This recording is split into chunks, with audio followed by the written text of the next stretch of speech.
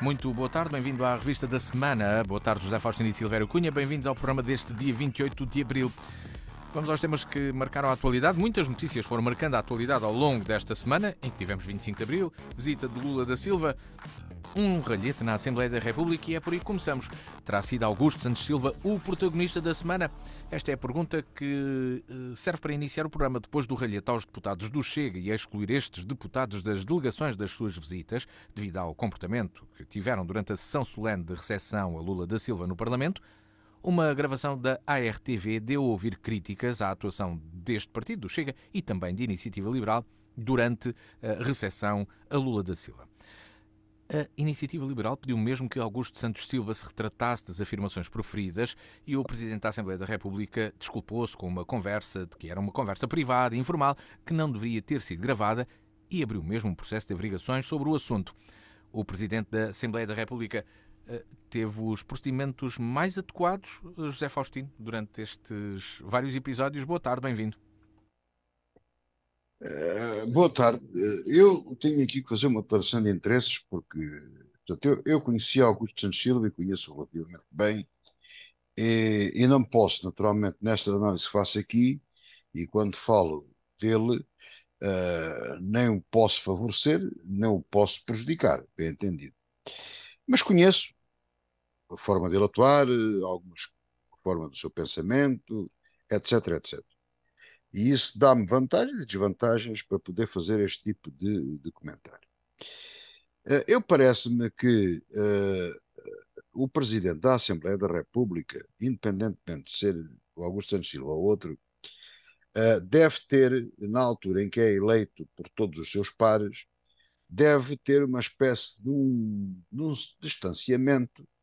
Claro que ele é eleito, é deputado de um partido, no caso de Santos Silva é do Partido Socialista, tudo isso, mas ao assumir a presidência e até ao sentar-se na mesa da Assembleia da República, deve manter um certo distanciamento de casos e casinhos passados naquela casa em que o presidente, como é natural, está acima de todos esses problemas, tenta conciliar na conferência de líderes, dos parlamentares, e tentará conduzir os trabalhos da melhor forma.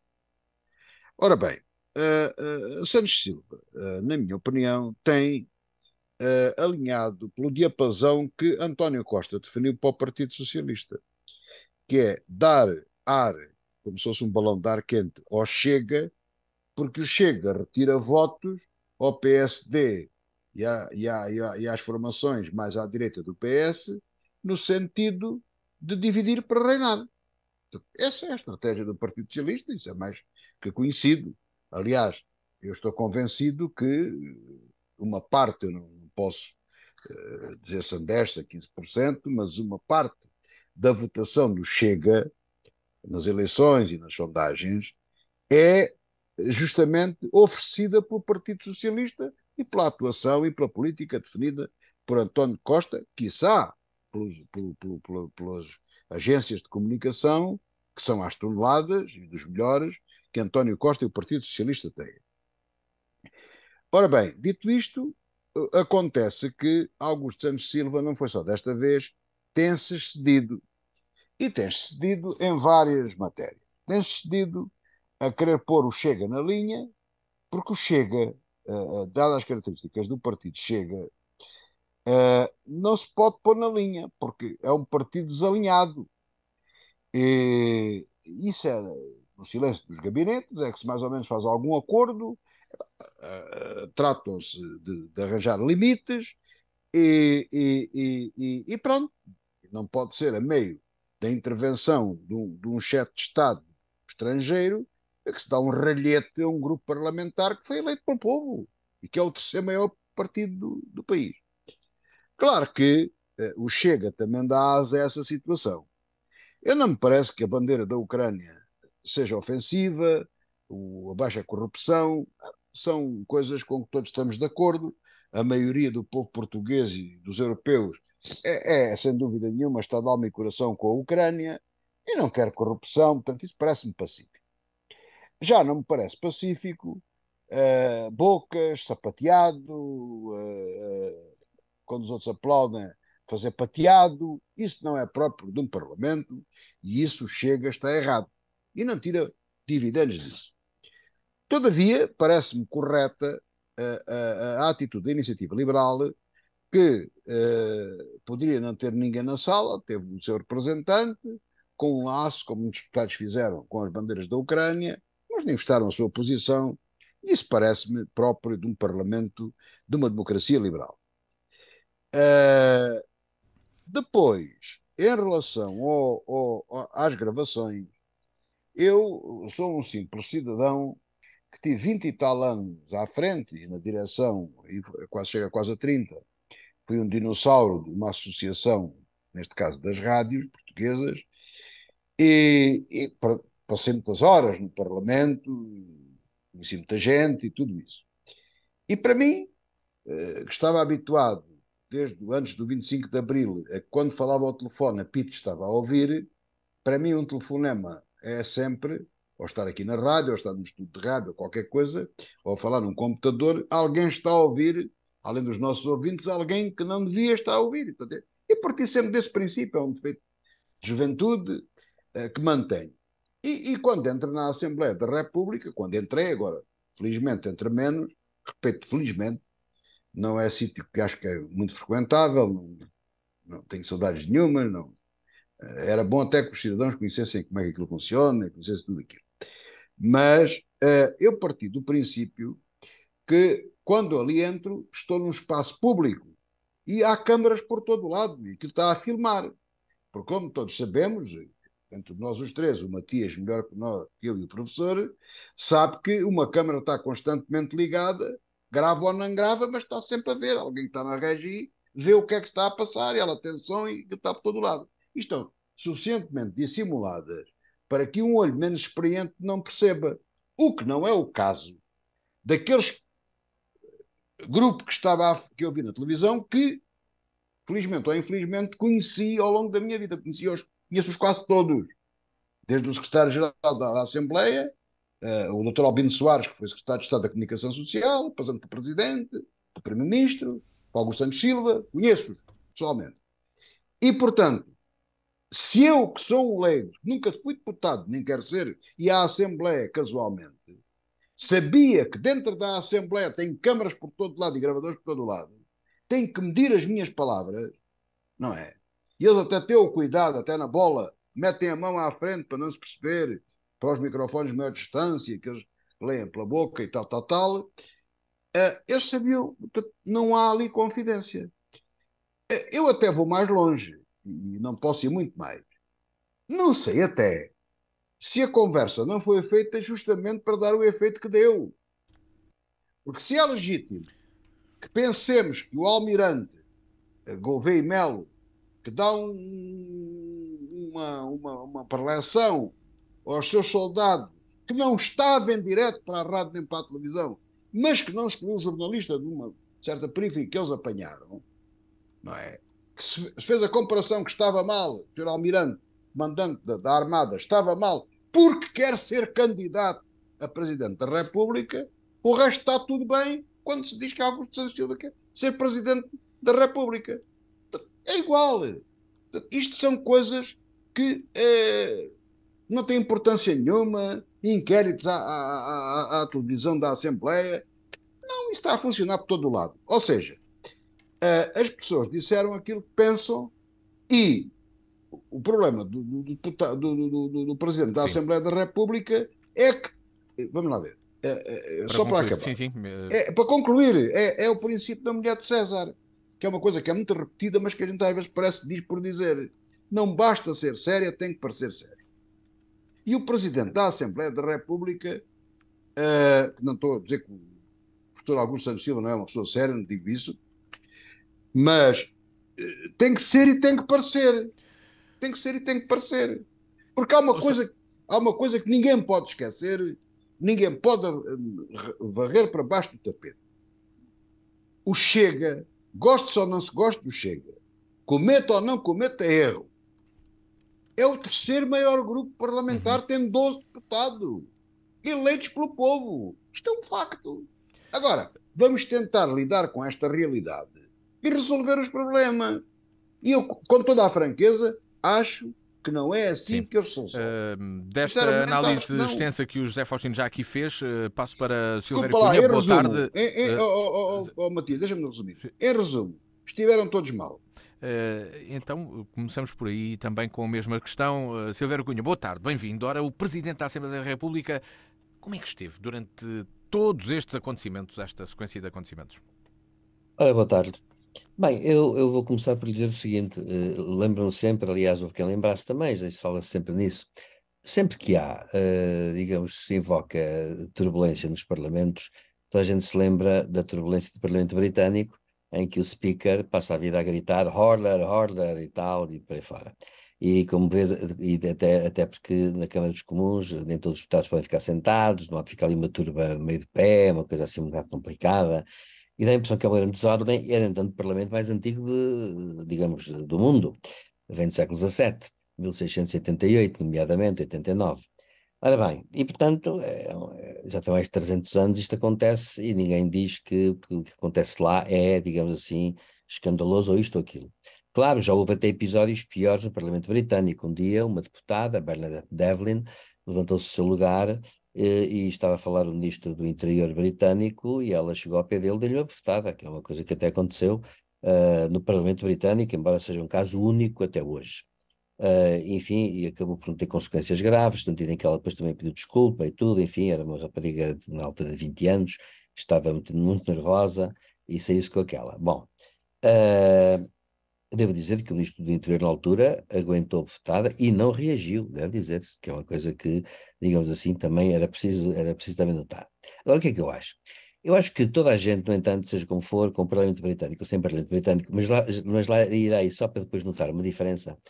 A verdade é esta, é que, digamos, os membros do Parlamento, os deputados, até aos simples funcionários de protocolo, estão todos a desempenhar um papel institucional.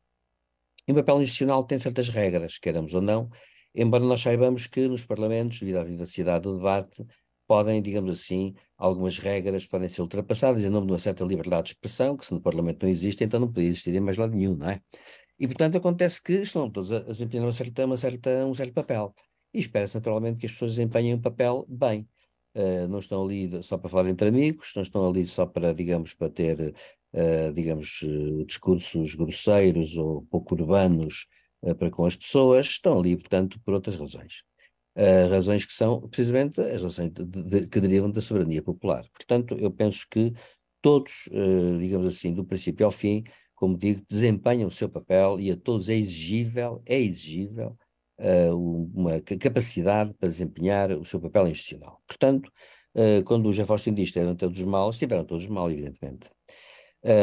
Mas isso mostra agora uma coisa, agora volto aqui ao Parlamento Britânico, que é o seguinte: eu penso que está a acontecer, aliás, aconteceu no Parlamento agora francês também, na Assembleia Nacional, com a questão de Macron, que é uma coisa que está a acontecer muito nas democracias representativas de hoje e que é um perigo para elas. E que se não se puser cobro a isso, nós começamos digamos, a roçar a degradação absoluta do sistema político. É que, efetivamente, tem que haver discurso político. E o que não está a haver é discurso político.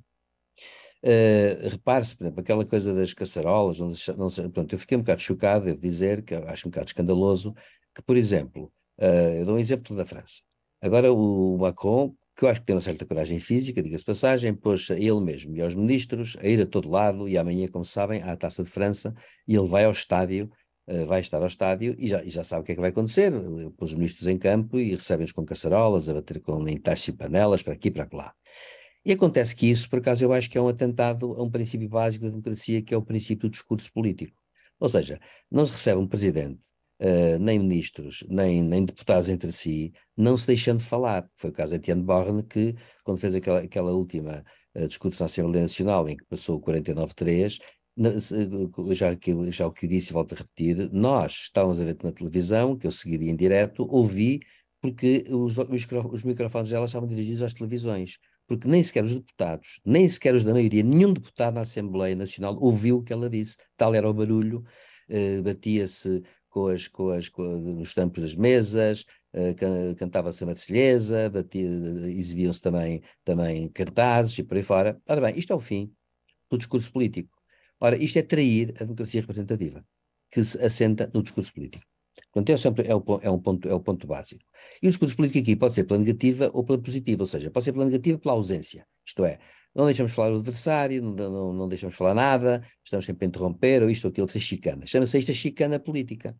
Ou então, não há discurso, digamos assim, ou então, de facto, não desempenhamos o papel institucional que nos é destinado. Qualquer pessoa desempenha esse papel. Isso é assim em qualquer lado, em qualquer empresa, em qualquer instituição, seja qual for a organização, pública ou privada. Agora, isto mostra uma coisa, portanto, mostra que o discurso político está pobre, está sem grandes temas de fundo, e há, portanto, uma grande pobreza também do discurso político em Portugal. Até por uma razão, porque os ouvintes certamente já observaram uma coisa, na Assembleia da República, como nos jornais, como nas redes sociais, como em muito outro lado, é raro aquele momento em que, por exemplo, se discutem as questões com calma, com proficiência, as questões centrais, as questões mais importantes, e não, discutem-se pequenos casos, pequenas observações, pequenos episódios, que depois parece que vendem muito junto das pessoas, porque as pessoas também, em verdade, também já não estão para ouvir coisas durante muito tempo. Enfim, nós estamos assim. Aliás, eu devo dizer que há aí uns inquéritos feitos por psicólogos, penso eu, mas não é só no nosso país. Estão a dizer que é um dos efeitos perversos das redes sociais, aliás, é precisamente isto, é que as pessoas agora não veem mais do que 4 ou 5 minutos no YouTube, por exemplo, não leem mais 4 ou 5 linhas de uma notícia qualquer, já nem sequer leem a notícia de fundo, até confundem. Tem havido muitos debates, aliás, devo dizer, no Parlamento, inclusivamente no Parlamento, e não só, e reações nas redes sociais de partidos políticos, em que se nota uma coisa: quem faz o comentário vê um título, interpreta ao contrário, e como não leu sequer o conteúdo que o jornalista escreveu, vai dizer o contrário daquilo que ele escreveu e tira conclusões ao contrário, o que mostra, portanto, que reina uma total ausência, digamos assim, de capacidade digamos, de conteúdo quanto ao próprio discurso político. Discute-se o que não é importante, discutem-se porcariazinhas, e dá-se depois uma ausência, chega-se à ausência de discurso mesmo, por uma espécie de contestação, que é não deixar falar o outro. Já não se quer saber, já nem se quer saber. Ora bom, isto não pode ser uma democracia representativa. Numa democracia representativa nós temos que ser aí kantianos, como eu costumo dizer, isto é, temos que ouvir os outros, na exata medida em que queremos que os outros nos ouçam. E, portanto, tem que ser assim, tem que haver essas regras. É evidente que quando, no caso de Santos Silva, que é uma pessoa que, enfim, é intelectualmente muito respeitável até, mas concordemos ou discordemos dele, a verdade é esta, é que, evidentemente, ele não podia ignorar que estaria, portanto, a ser ouvido. Quer dizer, eu penso que é inevitável que isso aconteça. Agora, também é evidente uma coisa, que os outros partidos, os da oposição, hoje entende-se fazer oposição é, digamos assim, aproveitar tudo aquilo que se pode aproveitar para fazer disso um pequeno caso. Porque não é um caso, não se faz um caso de fundo. Claro que o que a Iniciativa Liberal tenha protestado, eu acho que sim, quer dizer, acho que depois pode-se dizer essas coisas todas. Agora, o que me admira é que o público dê, digamos assim, grande crédito a essas questões e não às questões de fundo, que aí ninguém está disposto a ouvir nada já. Porquê? Porque para as pessoas parece que é tudo já muito complicado. Como, aliás, veremos com a história do aeroporto, por exemplo. Não é? Já ninguém está para ouvir questões sobre o aeroporto. Devido ao quê? Devido à fraqueza do discurso. Bom, agora, em suma, e concluindo, acho que também todos estiveram mal, e acho que naquela cerimónia, por acaso, devo dizer que a única pessoa que, de facto, a meu ver, fez um bom discurso foi o Presidente, que deu uma aula, uma espécie de aula de Direito Constitucional. Eu, por acaso, achei graça, porque aí puxou-lhe mesmo o pé para a sua veia de professora e fez um discurso longo, muito mais longo do que é habitual, noto isso, e deu uma aula de Direito Constitucional e Ciência Política. Pronto, deu assim uma aula e pronto. E isso, a meu ver, aliás, foi a parte melhor das cerimónias, foi essa aula que ele deu e que, na verdade, para ser franco, eu acho que foi, digamos, foi bem feita em geral, porque ele falou, digamos assim, da missão da democracia representativa e do que é fundamental e das relações Portugal-Brasil, naturalmente. Portanto, eu acho que, muito francamente, é isso. Digamos, todos ficaram mal na fotografia, mas isso deve-se a causas que eu acho, as causas é que são preocupantes, que é pobreza franciscana, ultra-franciscana, eu diria aquele franciscanismo descalço, como havia na Idade Média, pobreza franciscana, digamos assim, da política em Portugal, e, portanto, dito isto, está tudo dito, é o grau zero. Ora, esta foi a semana marcada então pela visita do Presidente do Brasil a Portugal. A 13ª Semana Luso-Brasileira decorreu no início da semana, durante o fim de semana passado e no início da semana. Portugal e Brasil assinaram 3 acordos bilaterais: defesa, energia, comunicações, cultura, ciência, foram alguns dos setores abordados. As populações dos dois países parecem estar mais próximas do que nunca, com cerca de 300 mil cidadãos brasileiros a viver em Portugal. A pergunta que coloco é o que ficou e o que ficou deste encontro com Lula da Silva e o que faltou no resultado deste encontro, José Faustino. Eu ainda soube o assunto anterior, estive aqui para interromper o professor, mas há um exemplo engraçado, um bocado na linha de raciocínio do professor Silveira Cunha, que é o comentário que eles fizeram, que era suposto tentar a ser gravado. Por exemplo, a posição da iniciativa liberal, a meu ver, é legítima em democracia, não incomodou ninguém, mas porquê é que é alto comentário? Não produziu impacto. Mas era para produzir impacto. Ah, pois. Não é? Tudo aquilo é um bocado suspeito, com franqueza, não é? Quer dizer, quem se porta bem, havia uns que foram de lacinho com as bandeiras da Ucrânia, isso não foi comentado. Não tem comentário nenhum, não prejudicou ninguém, portanto, não sei. Mas em relação à visita de Lula da Silva, vamos lá, há que dizer aqui, para começar este assunto, o seguinte: Lula da Silva é o presidente da República Brasileira e veio em visita oficial a Portugal, e, como tal, é assim que a coisa deve ser encarada. Esse é um ponto indiscutível e que não tem qualquer dúvida sobre essa matéria. Agora, há outros aspectos que a gente pode aqui analisar e verificar com mais atenção. Em primeiro lugar, este presidente Lula da Silva, que agora visitou Portugal, não é o mesmo presidente Lula da Silva que governou no Brasil há uns anos, que fez 2 mandatos. É outro. É a mesma pessoa, mas com mais anos de vida. Ficou viúvo, foi acusado de vários problemas, foi Teve uma doença condenado, grave. teve uma doença grave, foi condenado, foi preso, tudo aquilo foi anulado, mas não foi inocentado de coisa nenhuma, portanto, não está inocente, mas também não foi julgado. Portanto, fez uma campanha muito populista com outro populista chamado Bolsonaro e nas vésperas, enfim, de outras visitas de Estado que fez, ou seja, entre a visita de Estado que fez aos Estados Unidos da América, que foi o primeiro sítio onde foi, e bem, pensou bem, ou alguém bem o aconselhou, depois veio a Portugal e foi à China e tal, tal, tal. E entretanto, ou nesse interim, resolveu espregar os caixotes e dizer uma data das neiras, inclusivamente querendo-se arvorar como líder de uma potência mundial, para mediar um conflito de guerra. Ora, os chineses que são candidatos a essa situação estão, sem dúvida nenhuma, para mim, aliados aos russos, mas nunca chegaram, nem tiveram ousadia de ir tão longe naquilo que disseram, ou que alguma vez dirão, porque a China, a parte da amizade com os russos, está a amizade com a própria China e com a sua expansão a nível universal e global. Não é? Portanto, esse é o grande objetivo do comunismo chinês. Mas Lula da Silva despregou os caixotes todos, disse uma série de asneiras, e eu às vezes tenho a sensação que ele pensa que continua em campanha. Apesar disso,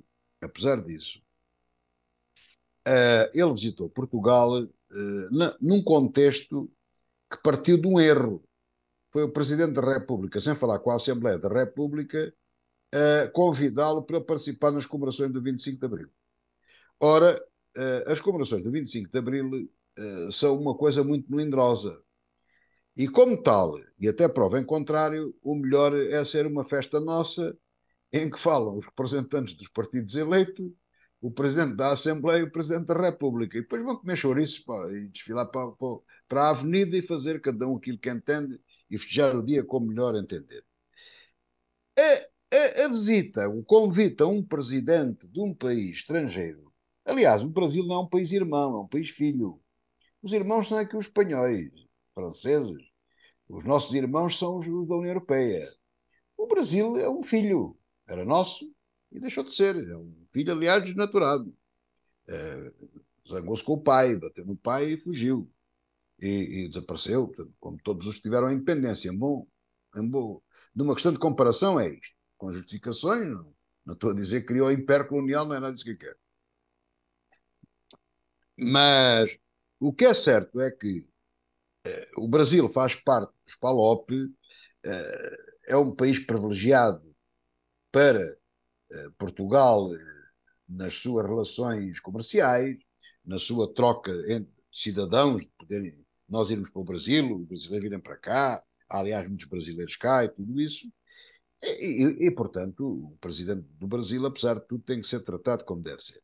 Daí que, e resumindo e concluindo, desde logo o convite devia ter sido feito, ainda que para o Presidente da República, fora de uma data festiva, que fosse convidado a ir à Assembleia da República, fazer um discurso. Não me parece mal, ninguém levaria a mal, com certeza, e quem levasse a mal estaria mal, e não haveria nada destas coisas. O que é que aconteceu?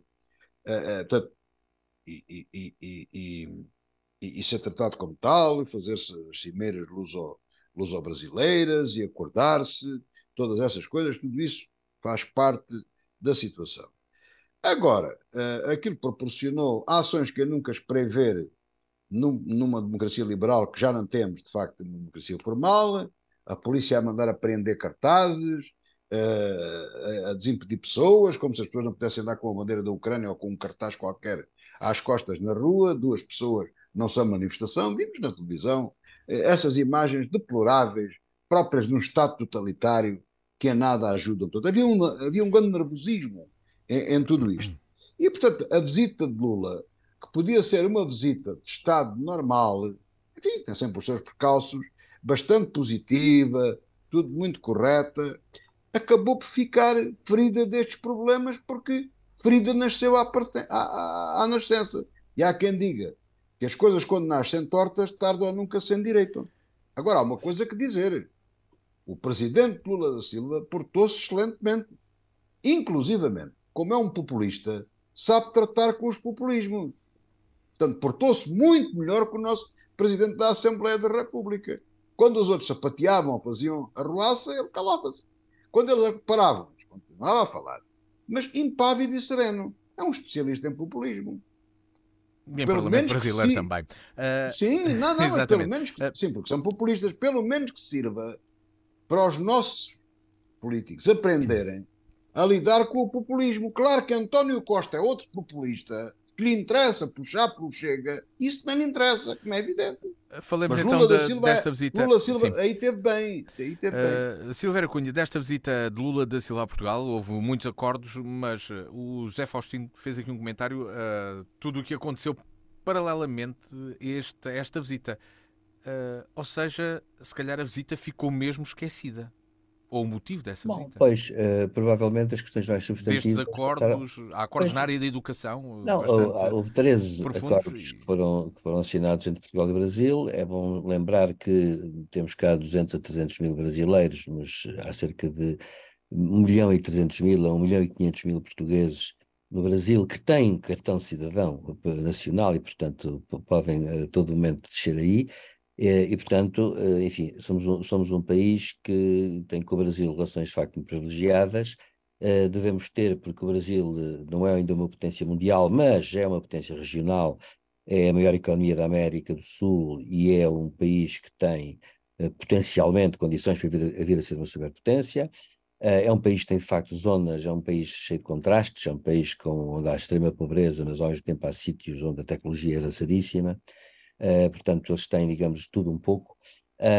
Tem uma diplomacia, aliás, de grande categoria, que desde o século XIX foi sempre muito boa, Itamaraty, portanto, que tem, aliás, um instituto de investigação que é famoso, o Instituto Marquês do Rio Branco, que é um sítio famoso onde eles até dão, curiosamente, é um instituto que não sendo universitário, não sendo, digamos, de ensino, dá até doutoramentos e tudo, e portanto, mas tem uma grande diplomacia, desde sempre, diplomatas muito bem preparados, mas isso faz parte, digamos assim, digamos, da elite brasileira.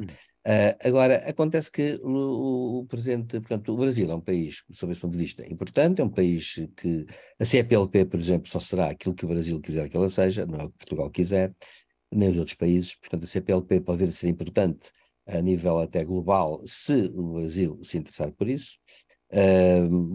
Digamos, Lula interessou-se por isso nos primeiros mandatos, vamos ver se ele agora neste mandato se interessa por isso dessa forma. Agora, o que é que o marcou, digamos assim, digamos, de forma mais polémica? Lula veio com aquela ânsia de que o Brasil está de volta, porque o Brasil, no fundo, esteve muito isolado. Está de volta e, estando de volta, traz muita coisa para contar e trouxe tanta coisa que o próprio Lula achou que tinha uma palavra a dizer sobre vários pontos.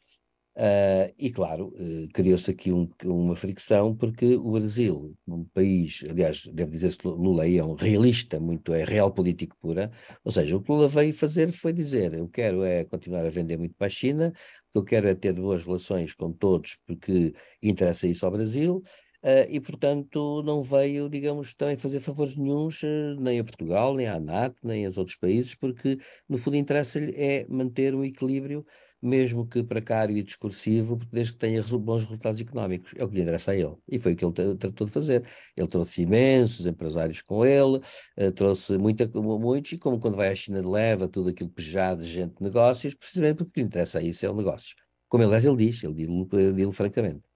Portanto, veio com as suas opiniões sobre a questão da guerra da Ucrânia, evidentemente, e da Rússia. Claro que é uma questão que é sempre foi polémico por uma razão, porque ele veio transmitir embora o Brasil oficialmente nunca tenha deixado de condenar a Rússia nos fóruns internacionais, onde há votos, digamos, a começar pela ONU, a verdade é que depois, enfim, a Rússia e o Brasil teve aquelas palavras, digamos, um tanto contorcidas, em que Lula foi dizendo aquilo que os outros queriam ouvir, à medida que ia passando por um ponto ou outro, sem preocupação com uma grande coerência no discurso, porque a verdade é que o que ele disse depois cá foi uma retificação geral, que afinal de contas era tudo um bocado ao contrário, e tal, tal, tal.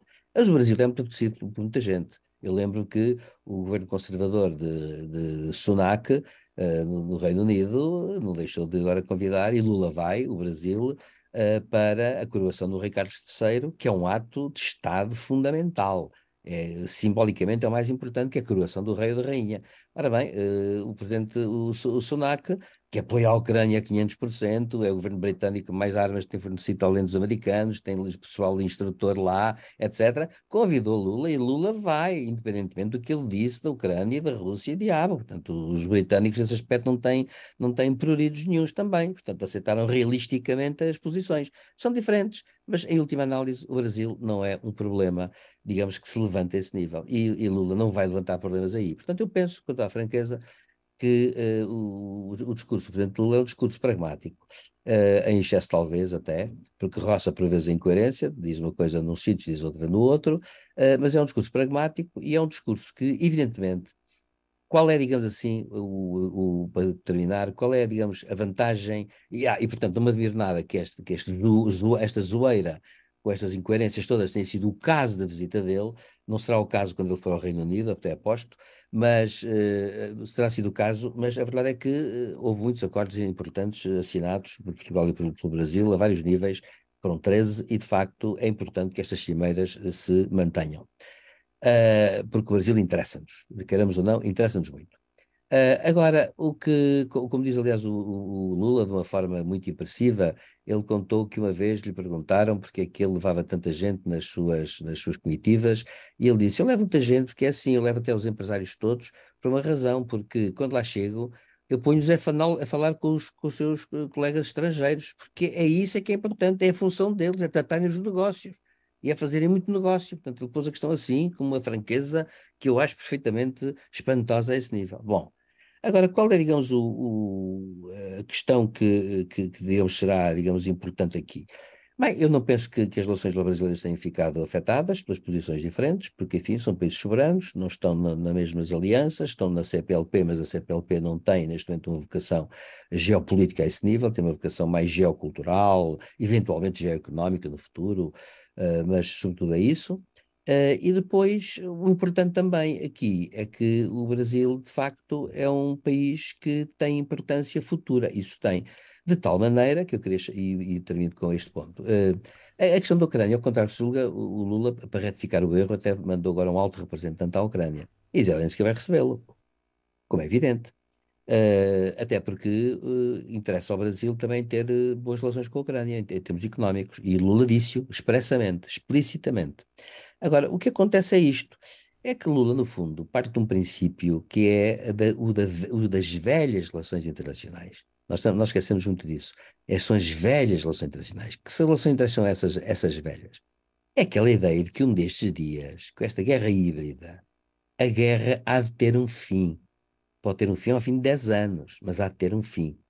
E todos os grandes países que se meteram em guerras destas tiveram sempre um fim. Porquê? Porque até as grandes potências tiveram um problema desses. Os Estados Unidos no Vietnã, os Estados Unidos no Afeganistão, os Estados Unidos no Iraque, acabou por ter que acabar. E nessa altura há de acabar de uma forma qualquer que vai ser muito diferente daquela forma como nós muitas vezes julgamos ou até queremos, em termos morais, e desejamos. E acontece que eu creio que Lula aí sabe a toda por uma razão, ou foi bem aconselhado por uma razão, porque disseram-lhe assim: bom, isto um dia vai acabar. E quando acabar, vai acabar mal, a meu ver, porque já está a acabar mal, é uma tragédia para o povo ucraniano. Vai acabar mal, porque o direito internacional não vai ser cumprido a 100, a 100%, a 100, 0%. Vai acabar mal também por causa disso, a meu ver. Portanto, há de acontecer uma coisa, é que vão-se criar ressentimentos brutais, mas há uma coisa que é verdade, é que há de acabar, e quando acabar, nem que seja por exaustão, pode acabar de muitas maneiras, mas há de haver sempre uns desajustes em que ninguém vai ficar satisfeito. E é isto, este lado pragmático de Lula, que Lula, no fundo, trouxe no seu discurso e insinuou isso claramente. É que um destes dias há de acabar. E quando acabar, vai ser um grande sarilho, porque ninguém vai ficar contente. E, sobretudo, não vai ficar contente quem moralizou ao extremo e disse 100% ou nada. Isso não vale a pena pensar nas velhas relações internacionais. Infelizmente, eu digo isto, infelizmente. Portanto, eu penso que as relações internacionais a esse nível, as relações de Portugal e Brasil não foram beliscadas, muito francamente não foram. Foram beliscadas as discordâncias habituais, mas Lula também teve depois aquela capacidade discursiva de dizer assim, mas tudo isso está abaixo das relações entre estes dois povos irmãos, como ele diz, entre os povos irmãos, dois povos que têm muito mais em comum do que aquilo que os diferencia, e portanto está tudo bem. E este foi o grande pragmatismo de Lula. O espantoso de Lula é que ele é mais realista que Zelensky, que Putin, que Kissinger, que toda a gente. Ele é um realista completo. E mostrou com desprendimento Uhum. total das coisas. E acho que é isso que, digamos, vai acabar por resultar. Na passada terça-feira passaram 49 anos da Revolução do 25 de Abril. José Faustino, mais uma celebração. O que é que falta contar sobre o 25 de Abril? Eu acho que está tudo contado. Normalmente fala-se, acrescenta-se sempre qualquer coisa, não há? Portanto, os órgãos de comunicação social, os comunicadores, vêm sempre a contar histórias, recordar histórias, tudo isso. Este ano, por exemplo, coincidindo com os 50 anos do Partido Socialista. Aliás, o Partido Socialista foi fundado por Mário Soares e por outros.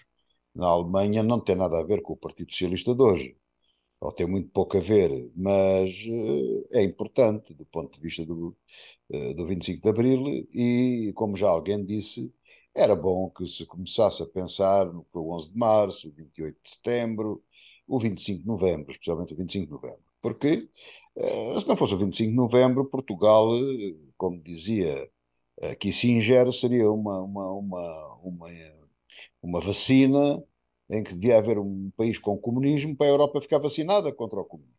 Claro, Açores e Madeira independentes, era isso que estava mais ou menos previsto, com a FLA e com a Flama, era isso que estava mais ou menos previsto, e felizmente, graças à grande visão do Dr. Mário Soares, isso não foi possível. Isso deve-se a ele, a uma conta parte também a Sá Carneiro e a muitos outros, mas foi Mário Soares, de facto, tem uma posição determinante. O embaixador americano, que agora não me lembro o nome, Carlucci. Berlucci, na altura, a Fundação Friedrich Herbert alemã, a própria CIA e tudo isso que se dizia por aí que era verdade, ajudaram muito a que o regime ficasse dentro dos parâmetros da democracia liberal. E isso tem que ser contado. Tem que ser contado o 25 de novembro, as tropelias que todos por aí fizemos e essas coisas todas. O meu grande problema é que o 25 de abril também devia servir para fazer, e houve aí já uns arremessos disso, um balanço do que vão ser para o ano que vem os 50 anos da democracia. E eu, como um grande crente e um jovem na altura, que tinha ido à Europa ver como é que funcionava a democracia, muito entusiasmado, hoje estou completamente decepcionado com a democracia e até tenho dúvidas que haja aqui uma democracia, pelo menos mais do que uma democracia formal, nós não temos. Porque a mim custa muito a polícia mandar tirar cartazes e a pessoas que estão na rua, gosto só não se gosta, e uma série de coisas. Não, não. E aqueles inquéritos da TAP e tudo isso. Não era este o meu 25 de Abril, não era esta a minha liberdade, não era esta a minha democracia. Isto para não falar das situações empresariais, das situações dos trabalhadores, da saúde, do ensino, desta luta esparverada, nem encontro outro termo, porque até nem é um termo correto, do privado contra o público, de coisas completamente estapafúrdias, sem sentido absolutamente nenhum. Isto não era para isto, não era isto que eu esperava, não era isto que eu pensei fosse a democracia 50 anos depois.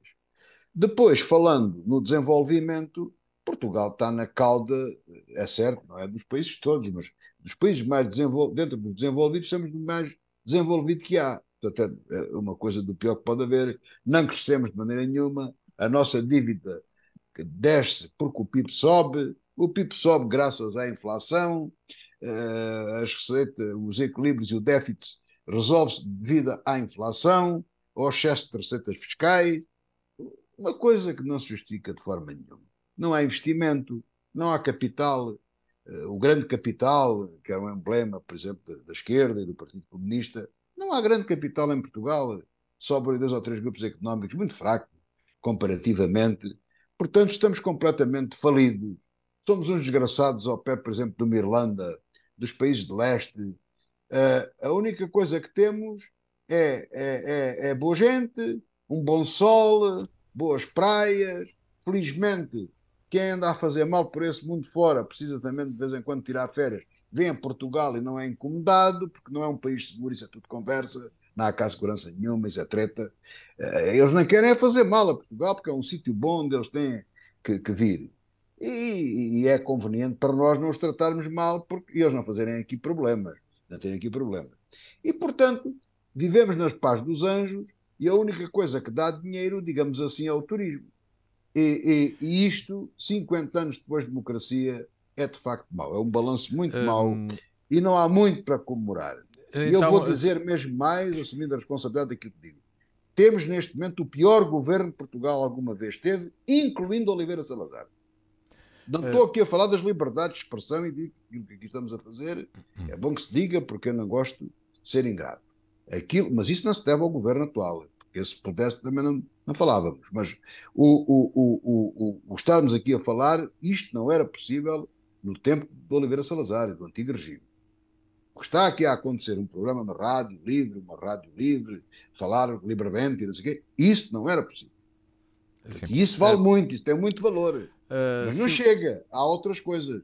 Ouçamos então, Silvério Cunha, passado 49 anos, o que é que falta contar sobre a Revolução? Será que olha, eu por acaso tenho aí uma ideia diferente de José Faustino neste ponto. É que eu acho que continua muita coisa por contar. Ainda bem, ainda bem. Sim, sim, eu Continua estou de muita coisa por acordo. contar. Há muita Algumas coisas, coisa. de facto, oficiosamente já se vão conhecendo, outras coisas oficialmente e continuam a ser negadas oficialmente, outras coisas que. Há muitas faces, o 25 de Abril tem muitas faces, digamos assim, até porque aconteceu uma coisa que o José Faustino aludiu, mas que é uma regra das revoluções. É que as revoluções, quando existem, são sempre levadas a cabo por uns quantos, e ao fim de algum tempo, parte desses quantos abandonam o barco ou os outros obrigam-nos a abandonar o barco. Isso é uma lei, é quase uma lei da física das revoluções. Portanto, os revolucionários passam contra revolucionários, e as pessoas ficam sempre decepcionadas, porque uma revolução é abrir, digamos, é a abertura de um caminho. E depois os percursos é que são escolhidos depois. E depois é que é o sarilho, porque as pessoas têm percursos diferentes, ideias diferentes, e, portanto, obviamente, a coisa está totalmente diferente. Portanto, eu julgo que, sob esse ponto de vista, Ó, é professor, natural. os salazaristas tornam-se democráticos, Claro, claro, claro, também, em muitos casos, sim. Em não muitos é? casos. Agora, acontece que Em a muitos verdade é casos, esta. não, na maioria dos casos. Sim, sim, claro, mas acontece que isso é assim. Portanto, eu penso Porque que Salazar e todos os ditadores deste mundo não tiveram sozinhos, o professor. pois É um não, homem da ciência política, sabe não, isso. porque é assim, porque No todos os dia, regimes desculpe têm lá, no sempre. dia 24 de Abril, a maioria do povo português estava com Salazar, Pois, com Marcelo o Caetano. problema, a E no dia política. 26 já estavam com a Junta de Pois, é Salvação Nacional. porque a política Ah, faz parte da política, é pronto. isso, né? Faz parte da política, é isso. É isto, mas é isto, Né? tem Porque, razão, é isto, tem que se contar, tem que se pronto, falar isto. e isso é assim mesmo. Aliás, eu devo dizer que, por exemplo, eu achei muito curioso, porque há dias isso passou na televisão e fez-me sorrir até por causa das recentes, enfim, dos recentes problemas que houve, ou que agora é que estão a ser deslindados e que ainda vão dar muito por falar, mas eu achei curioso pelo seguinte, porque foi entrevistada uma senhora que é jornalista, penso eu, e que fez um doutoramento sobre uma questão que é muito polémica e que foi a forma como os nossos governantes, como aliás aconteceu em França, por exemplo, com os Harkis, em França, de Gaulle fez isso aos Harkis, que foram a forma como as potências coloniais, quando descolonizam, tratam aqueles que, do lado, digamos, da colónia, naturais da colónia, apoiaram, no entanto, os colonizadores. Por exemplo, os nossos comandos africanos, que eram comandos, que eram africanos e que apoiaram, por exemplo, os portugueses na guerra colonial. Sabem que, O chamado exército de segunda linha. exatamente, e muitas vezes primeira linha, estavam ali à frente. Não, era E, chamado exército de segunda linha, tinham mesmo assim. e acontece que essas pessoas todas, isto é uma característica das descolonizações. Em França foi uma coisa terrível, porque os Harkis eram muitos, argelinos que apoiaram os franceses, e que quando foi do recuo dos franceses que quiseram vir para a França, o governo francês recusou a vinda da esmagadora maioria dos Harkis, que foram alguns milhares, mas houve talvez mais 100 mil a quem foi recusada a vinda, e inclusivamente e foram todos assassinados na altura pelo novo governo argelino. Nós também tivemos esse problema nas colónias. Muitos desses comandos não puderam vir e a potência colonial não os trouxe, e portanto abandonou-os à sua sorte. Isto é curioso porque é um tema assim muito usado pelos reacionários, como se costuma dizer, não é verdade? Pois eu tenho o prazer de anunciar que a última tese de doutoramento sobre o assunto, que é muito interessante, é uma tese de doutoramento do SES, que veio precisamente falar sobre essa injustiça que fizeram aos comandos africanos ao abandoná-los. É uma parte do 25 de Abril que não está contada e que curiosamente foi contada nesse viveiro da extrema-esquerda que é o SES. Bom, é que se diz que ser um viveiro, como diz o deputado Carlos Pinto. Acontece que, na verdade, sucede o seguinte, sucede que há muita coisa que foi contada ainda hoje. E que ainda hoje, digamos, há uma data de gente que passou imensos problemas, e eu compreendo, toda aquela gente que fugiu para a África do Sul também, perdeu os seus bens, toda aquela gente que tinha bens imóveis e que, ficando lá, ainda lhes garantiam os bens imóveis, mas depois, se viessem, só podiam trazer os bens móveis, os imóveis eram todos nacionalizados pelos Estados na altura. Toda essa, todo esse problema que envolveu, digamos, a geopolítica mundial também, que foi uma coisa complicada, tudo isso a meu ver, ainda está por contar e vai-se fazer. E só os historiadores com o tempo é que vão fazendo isso, porque os próprios materiais, só com o tempo é que vão sendo mais ou menos desclassificados e vão aparecendo mais vozes. Aliás, eu continuo a achar que o nosso país é um país estranhamente silencioso.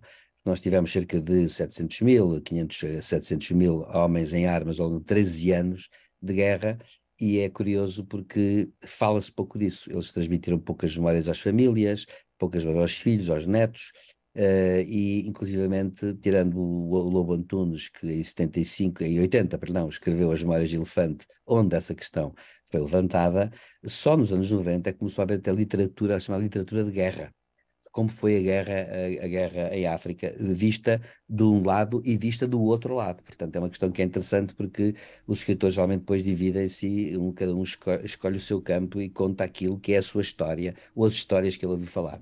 Portanto, eu julgo que o 25 de Abril é assim, é isso. Portanto, foi uma espécie de dia que abriu várias possibilidades estavam em cima da mesa e depois a história, com aquela sua astúcia habitual e as condições concretas geopolíticas que a determinaram, acabaram por determinar o destino, digamos assim, e a evolução daquilo que aconteceu. E isso é claro, tem uma parte sempre que eu costumo dizer, eu quando falo das pessoas que sofrem desta ou daquela maneira, de um lado ou do outro, eu tenho sempre pena das pessoas que sofrem e porque, objetivamente, não teriam culpas nenhumas, objetivamente falando, em termos de dinâmica política. Portanto, essas eu compreendo sempre. Agora, o que eu noto muito é isto, é que a maior parte das pessoas é sensível emotivamente a isso, mas esquece sempre das estruturas profundas. O que é que quais eram as estruturas profundas que comandavam isso? Do ponto de vista histórico, do ponto de vista geopolítico, do ponto de vista, digamos assim, das dinâmicas que havia no mundo, etc. E isso é evidente que tornou a coisa complicada. Terminava dizendo que o nosso 25 de Abril também se complicou por uma outra razão também, que é esta, é que nós estávamos no fim de um ciclo, ao contrário do que se pensava. Estávamos no fim de um ciclo. O ciclo seguinte, que foi a globalização, que se anunciava, a partir de 71 já havia indícios disso, embora muito leves. A globalização trouxe outro tipo de problemas completamente diferente, que nada tem a ver com a problemática do 25 de Abril em si mesma. E, portanto, Portugal acabou por sofrer também essa compressão dessas circunstâncias, que foi uma alteração de circunstâncias, de facto. Pensava-se que ia ser uma coisa e foi outra. Uma vez o Dr. Mário Soares disse que tinha-lhe sido, sei lá, que a morte do professor Paulo Mota Pinto, por exemplo, estragou completamente todo o planeamento que ele tinha para o país para os anos 80 e 90. Bom, pois, mas é assim, são as contingências da história. O homem é um ser contingente, não é um ser necessário, portanto não é um ser determinado até ao fim, de uma forma mecânica, é um ser contingente que sofre, digamos, as mais diversas contingências que por aí há, e, portanto, em suma e concluindo, o 25 de Abril teve essa grande vantagem que foi abrir possibilidades e entre essas possibilidades estão as liberdades fundamentais, que é isso que é muito importante e que nós não podemos esquecer nunca. Estamos na reta final do nosso programa, Mas, mas temos professor, de abordar mas tirando, duas questões. tirando essas, é triste não aproveitar o resto. E isto que foi Portugal foi um império. Hoje estar na cauda da Europa é triste. É triste. É, Agora, o aliás, senhor explicou porque é que isso pode acontecer, mas não era esse o nosso destino. É devido à mediocridade dos nossos dirigentes políticos, lá estamos. o nosso destino foi aquilo que nós fizemos, não é? Sim, sim. Não Na havia um Como destino, reta, se diz, aquela não sim, havia um máxima, destino prévio. cada povo tem o governo que merece. Isto é verdade. Isso também é verdade. nós seguimos já na reta final do programa. Temos dois assuntos para tratar de forma bastante rápida. Primeiro, o aeroporto, o novo aeroporto de Lisboa. Pela primeira vez surgiram, tenho aqui presente, alguns indicadores que permitem fazer escolhas por parte da Comissão Técnica Independente, que avaliou 17 localizações ou soluções, porque havia localizações e também soluções que colocavam duas localizações conjuntas. Dessas 17, 9 vão agora para esta lista final, que no final do ano terá então resultado. Qual será a localização para o próximo aeroporto? Évora e Beja ficaram de fora. Aliás, logo no primeiro critério de proximidade eram elimináveis por estarem a uma distância superior do centro de Lisboa, superior à média europeia, que é 22 km. Mas há outros. Surgiram várias possibilidades. Montijo, Alcochete, Santarém, Pegões, Rio Frio e Poceirão são agora localizações em estudo. José Faustino, teremos uma solução que passará com a presença, com a manutenção de Lisboa, ou não, neste caso da Portela, Não, ou não. isto é uma andota, quer dizer. O aeroporto, eu disse aqui no último programa que estava à vontade para a andota de meter lá Évora. A minha mulher é que me disse: pá, não metas lá que isso depois os aviões fazem barulho, ainda podemos vai ter o azar de ter os aviões. Não sei. Houve algum velhaco que ouviu isso e pregou lá com Évora, pá. Quer dizer, É só gozar, porque se lá pusesse Évora era para gozar. Meus amigos, estamos a falar, agora usa-se muito, estamos a falar, mas agora aqui estamos a falar mesmo do aeroporto de Lisboa. O aeroporto de Lisboa em Évora, em Beja, em Montreal. Está tudo maluco. As pessoas não estão boas da cabeça. Isto é mesmo para gozar. Quer dizer, eu, por acaso, não fiz, mas houve quem fizesse por Évora. Mas era para gozar com aquilo. Quer dizer, aliás, o método, aliás, é uma gozação, é uma brincadeira, não é? Olha, o nosso primeiro-ministro gostava de ter a pronúncia brasileira. E eu fui buscar um termo, a gozação, que é brasileiro. Portanto, é uma gozação com o povo. Mas Esse agora destas coitado. soluções que estão em cima da mesa, porque há Não há novas, como soluções Pegões nenhumas, e Rio Frio e quer também a dizer. inclusão de Poceirão, Não, vamos lá ver. O primeiro ponto. Isto é uma anedota completa. O aeroporto de Lisboa é de Lisboa. Segundo aspecto, isto está mais que falado, temos falado disso repetidas vezes.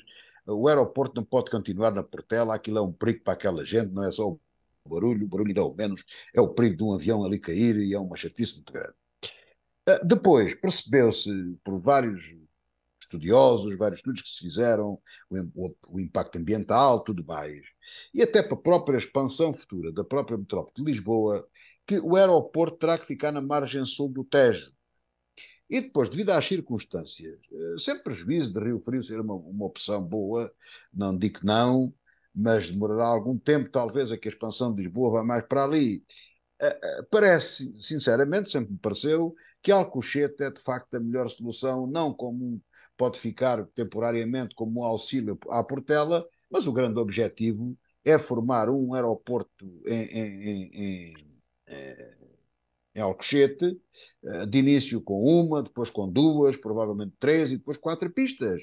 E ali à volta constituir-se uma cidade portuária, como agora se costuma fazer, se a tendência não for de facto alterada. E o resto é tudo conversa, quer dizer, o Montijo, tudo aquilo são coisas manhosas, próprias de um governo manhoso, num país manhoso, incapaz e medíocre de fazer desenvolvimento. então Porquê? não deverá existir uma solução diferente daquela que foi apresentada Não, mais a solução recentemente, já, o que era Alcochete é bom Alcochete. dizer-se, já teve as licenças todas, os impactos ambientais todos, que caducaram no final do ano passado. E este governo, devido à sua incapacidade, ou aos interesses, eu não sei já o que é que foi, porque as coisas são tantas, as trapalhadas são tantas que já não sei.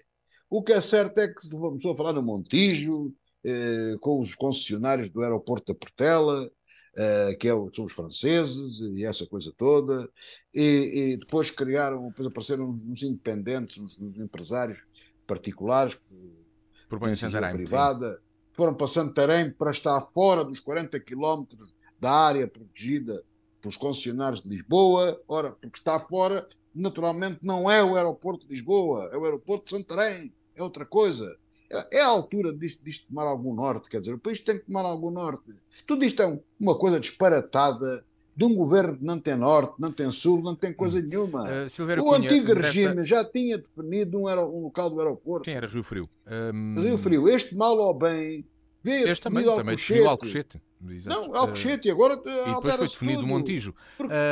Portanto, Não foi todos definido o decidiram. Montijo. Não foi. Não, Matia. Foi definido o Rio Frio e Alcochete. O Montijo nunca foi Tinha ideia de ter definido. sido definido pelo governo. Não E teve, com a Ana. não teve o apoio do ambiente e dos impactos ambientais, nem a aprovação das autarquias. Porque passa-se a vida a Sim. falar na descentralização e no poder autárquico que retira-se poder às autarquias. Silvério Cunha, Atenção, esta porque comissão técnica... uma autarquia tem que se pronunciar se quer ou não quer um aeroporto no seu conselho. Ouçamos agora Silvério Cunha. Silvério Cunha, esta comissão identificou e fez uma lista de 10 itens que permitem fazer uma escolha. A única coisa boa que há aqui é que a Comissão, pelo menos, adotou critérios, indicou locais, eliminou com isso outros locais, e agora é uma questão que, obviamente, no entanto, vai ser sempre tomada politicamente pelo governo que for, e como a questão do aeroporto está há 50 anos a ser discutida, acontece que nós arriscamos a ter mais 50 anos de discussão lá para o século XXII. A coisa será talvez, quando não for preciso, quando já não houver aviões, houver outra coisa qualquer. E acontece que... Há teletransporte. Exatamente. E nessa altura talvez a coisa seja resolvida. portanto, agora, é justo, agora, sejamos justos, eu penso que a Comissão agiu bem, foi uma Comissão competente, criou, portanto, deram-lhe essas indicações, cumpriu todos esses Mas, pressupostos. professor, acha bem que qualquer cidadão podia escolher um sítio para o aeroporto? Não, claro que não, isso é o que eu sempre pés em cabeça. Mas a questão é assim, mas foi uma forma diferente, foi uma forma populista de ver a questão. Mas acontece que É populismo, exatamente, é sim, populismo. senhor, é populismo. Agora a questão que se põe é assim, a Comissão teve essa virtude, pôs cá fora certos critérios, examinou isso tudo, fez uma peneiragem, digamos assim, mas teve cuidado de dizer, a senhora que estava a falar até em nome da Comissão teve cuidado de dizer, a questão, no entanto, é que politicamente depois a decisão é do Governo e, portanto, nem tem que ser a da Comissão, até pode ir contra o parecer da Comissão. E espero que, aliás, espero que talvez que não façam isso, que sigam ao menos a indicação de algumas pessoas que sabem do assunto, e pronto, é um bocado isto. Agora, eu francamente continuo a achar que seria uma grande originalidade portuguesa termos o aeroporto de Lisboa em Beja. Isso seria uma grande originalidade, sem dúvida nenhuma. Uma grande originalidade. Acho que seria notabilíssimo isso. E, portanto, Quer dizer, eh, o senhor professor, desculpe lá que ele diga, o senhor, como professor de ciência política, também não pode brincar com isto, pá. mas não, isso à Professor, olha lá, vontade. estamos a Ouça, falar do aeroporto de Lisboa. exatamente, Em mas Beja está a passava a 200 ser o quilómetros, aeroporto de professor. Portugal, ou do sul de De Portugal, Portugal, isso é outra uma coisa qualquer conversa. assim. Isso é outra Dava-se um outro conversa. nome, dava-se um outro nome. Bom, agora de Lisboa Para não, pá. concluir, De para Ou Lisboa. então, concluir, ou então, ou então, Matias, deixa-me só dizer isto, então uma alteração ainda mais revolucionária. O governo passava a capital para Beja, que também não estava mal Exatamente. visto. Não, mas ouça, os, os homens de Beja que andaram zangados com Évora, já nos enganaram outra vez, já nos tramaram, agora quero o aeroporto. Ouça, eu sou favorável a que a capital devia ser Beja. A Não tem capital em problema Beja acho que era nenhum. ideal. Os amigos de Beja podem estar descansados. Se houver um voto, um referendo para votar, uma mudança da capital para Beja, eu voto em Beja. É claro, Eu, também se eu- houver eu para ainda estou Évora, também voto indeciso, em Évora. eu ainda Né? estou Mas indeciso Beja. entre Beja e Vila de Rei, mas pronto, centro geodésico de Não, não, Portugal, não, não, mas não, não. pronto. Vila de Rei não. Igrejinha, uma coisa assim, está temos, bem. temos que concluir, Samanços, temos que agora cá, concluir não, não. com um comentário muito Quiçá, rápido e Figueira. muito rápido sobre o conflito na Ucrânia. Há o acordo sobre o transporte de cereais está em risco, as negociações decorrem na ONU, entretanto a Comissão, aliás, o Conselho da Europa considerou que a deportação de crianças ucranianas por parte das autoridades russas pode ser classificado de genocídio e o presidente da Ucrânia falou ao telefone com o seu homólogo chinês, Xi Jinping. Será que vão começar a surgir novidades deste conflito que parece estar a congelar em termos militares e de conquista de território na Ucrânia? Silvério Cunha. José Faustino, perdão. Primeiro José Faustino. Eu tenho aqui dois pontos sobre a guerra que me parecem importantes. O primeiro é dizer, acho que já aqui o disse, mas nunca é mais de se repetir. O presidente Zelensky, é nas alturas difíceis é que se mostra quem é que tem valor.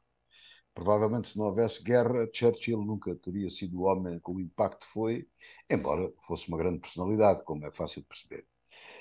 Zelensky está-se a tornar, de facto, um grande líder, um estadista e um político com uma visão extraordinária. O que é que ele fez? A China é um aliado de Moscovo, quer tomar conta do mundo todo, quer ter o controle de tudo, quer ser a potência principal, quer ser só quer um mundo bipolar, quer um unipolar, em vez de ser a América, ser a China, etc, etc, etc. Mas os chineses, nestas coisas, como têm muita paciência, sabem estar. Portanto, não dizem asneiras como diz Lula da Silva, por exemplo. Ninguém ouviu ao presidente chinês dizer tanta coisa, tanta asneira junta. E o que é que Zelensky fez? Mostrando, de facto, uma grande visão política. Telefonou ao presidente chinês e apresentou-lhe os seus argumentos. E ninguém melhor do que ele pode apresentar os argumentos. Ao que consta, foi uma conversa eh, muito demorada, muito tempo, muitas horas, e o presidente chinês vai até mandar um delegado de comissão especial, um comunista de confiança, certamente do Comitê Central, membro do partido e tal, mas aqui o partido é que conta, para falar com Zelensky, para perceber, provavelmente, as condições negociáveis e tal, por aí adiante. Mas, de facto, foi importantíssima esta jogada política de Zelensky. Ou seja, não deixar a China ir claramente para um lado, não agarrou e disse, anda cá, fica lá aqui equilibrada, nesta situação. E os chineses, tudo indica, apararam o golpe, aceitaram o pacto. Uh, não tem mérito? Também tem. Aliás, quem tirar o mérito à sabedoria comunista, presidentes comunistas, chineses ou outros quaisquer, está errado, está completamente errado. São pessoas que têm a sua visão e normalmente seguem o seu caminho e tudo isso. Agora, Zelensky mostrou de facto um grande realismo, a tal realpolitik, de telefonar ao presidente chinês e de com ele falar e vamos ver o que é que isto vai dar. Há quem faça para concluir, José Faustino, já vamos mesmo o segundo ponto. Há quem faça, para fazer aqui a passagem para o segundo ponto, há quem faça um relacionamento deste telefonema ao presidente chinês com a expectativa da famosa contraofensiva ou da ofensiva ucraniana, que é uma realidade que ninguém sabe se ela existe ou não. Eu digo que poderá existir, poderá não existir. Com as situações que nós temos conhecimento, é difícil que exista, porque o Ocidente, com os americanos à cabeça e com principais responsabilidades, têm que perder o medo da Rússia e, de uma vez por todas, têm que dotar a Ucrânia, já tenho dito aqui várias vezes, mísseis de longo alcance e de meios aéreos, como agora se diz, de aviões F-16 ou outros mais avançados. Porque, de facto, a Ucrânia tem que estar apetrechada até aos dentes para fazer, de facto, uma contraofensiva. Eu não sei se ela tem condições ou não de a poder fazer agora pela primavera-verão, quando o terreno começa a permitir isso. Há uma coisa que eu sei, ou que penso que sei, de um modo ou outro, nem a Rússia tem grandes condições para fazer uma nova ofensiva, nem a Ucrânia, mesmo, mas a Ucrânia tem possibilidades de ir aguentando os russos. Ou seja, o pior, um cenário mau é, é projetar esta guerra no tempo, o que é mau. Isto vai sair cara a todos. Mas se calhar é aquilo que teremos para frente. Portanto, eu não sei muito esta realidade da contraofensiva, se existe ou não. E apesar desta ofensiva diplomática que referi, do presidente Zelensky falar com o presidente chinês, eu não sei se estarão criadas condições a curto prazo para haver negociações de paz. O próprio, só para acabar, o próprio cessar-fogo é uma faca de dois gumes, porque ele próprio, o cessar-fogo, tem vantagens e desvantagens para a Rússia e para a Ucrânia. E, portanto, nenhuma das partes é capaz de aceitar esse cessar-fogo. Silvério Cunha, eu só a China ficou com a oportunidade de brilhar caso conseguisse gerir aqui um cessar-fogo, não é? Eu acho que Zelensky, ao telefonar a Xi Jinping, deu mostras de realismo, evidentemente, embora não se possa esquecer que a China oficialmente tem uma posição bem determinada à partida, embora depois abra assim a porta assim, a umas pequenas exceções e, portanto, a um ponto de partida qualquer, que ninguém sabe qual vai ser. Mas eu chamo a atenção para uma coisa que aconteceu esta semana e que foi muito falada, sobretudo em França e Mas professor, desculpe lá interrompê-lo. Repare, se naquelas horas todas de conversa com o presidente chinês, se Zelensky convencer Xi Jinping, pelo menos, que se falava isso, sabe que isso esteve em cima da mesa, de fornecer armas ou apoio militar à Rússia, é uma conquista extraordinária. Sim, será, sem dúvida. Mas vamos ver. Agora, houve uma coisa insólita que aconteceu esta semana em França, é que, e até ninguém percebe bem o que é que vai acontecer, o embaixador chinês em Paris fez declarações completamente insólitas porque pôs em causa a soberania dos próprios Estados Bálticos, dizendo que jurídico ou internacionalmente eles não tinham condições, ou seja, ele pôs em causa não só a soberania da Ucrânia, da Letónia, da Estónia, da Lituânia, pôs em causa, enfim, até quase insinuando, sei lá, A Rússia, a própria Rússia. E, portanto, acontece a que própria Rússia, sim, professor. mas ele pôs em causa tudo e isso foi entendido com o apoio claro a Putin, não é? Foi entendido com o apoio claro a Putin. Entretanto, o governo francês exigiu uma retratação. O governo chinês fez uma coisa curiosa, é que o embaixador chinês em Paris não se retratou, não se desmentiu, não se explicou, embora tenha sido chamado ao Ministério dos Estrangeiros francês, mas digamos, um porta-voz do Ministério dos Estrangeiros chinês em Beijing fez a declaração de que não era assim, não era bem disso, e que eles reconheciam tudo e mais alguma coisa, e portanto não havia problema nenhum, e o embaixador da Lituânia chinês foi lá e foi dizer que estava tudo reconhecido para aqui e para lá. Mas os chineses, como se vê, também dão digamos assim, eu não acredito que o embaixador chinês, a não ser então que o tempo pela sua vida, porque vai acontecer qualquer coisa de grave, se o embaixador chinês disse aquilo sem licença, bom, ok, tudo bem. Mas se ele disse aquilo como forma até de lançar um balão ou de contrabalançar a correlação de forças, isso quer dizer que a China continua com aquela perspectiva complexa que é de enfraquecer no fundo quer a Rússia quer os Estados Unidos o mais possível, nunca se desdizendo nem deixando de dizer, porque também a questão da integridade territorial é fundamental por causa de Taiwan. Portanto, é empurrar para a frente de problemas que ainda vão ser resolvidos no futuro. Agora, claro, eu acho bem que Zelensky tenha falado com Xi Jinping, porquê? Porque se conseguir alguma coisa de lá é melhor que nada, porque senão, de resto e termino, nós temos ali uma guerra que dure 10, 15 anos, vai ser insustentável para o povo ucraniano, coitado, que é quem sofre a tragédia direta e que, digamos assim, já sofreu e continua a sofrer, e vai ser o fim do mundo com esse tipo de guerra que pode continuar mais uma década. Isso é impensável, a meu ver, que a Ucrânia então deixa de ser um país completamente viável, até certo ponto deixa de ser um país viável, continuando o status quo. Portanto, alguma coisa tem que ser feita. É assim que chegamos ao final desta revista da semana. O encontro está marcado consigo, José Faustino e Silvério Cunha, para de hoje uma semana aqui na DNFM, também em dnfm.com e no canal do YouTube, que pode subscrever.